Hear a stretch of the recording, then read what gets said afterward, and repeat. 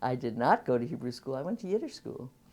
At the Kadima synagogue, one of the small Orthodox local synagogues, somebody taught Yiddish, and I went, and we had books. We read about Shmerel Nach, Merrill the crazy person, and my junior high school boyfriend's name was Merrill, so that worked nicely.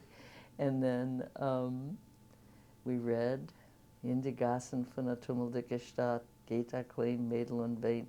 Sie läuft da und da, sucht der Mammen, gefindt sie nicht. In the streets of a small city, noisy city, in the tummeldicke Stadt, a little girl runs back and forth. She's looking for her mother and doesn't find her.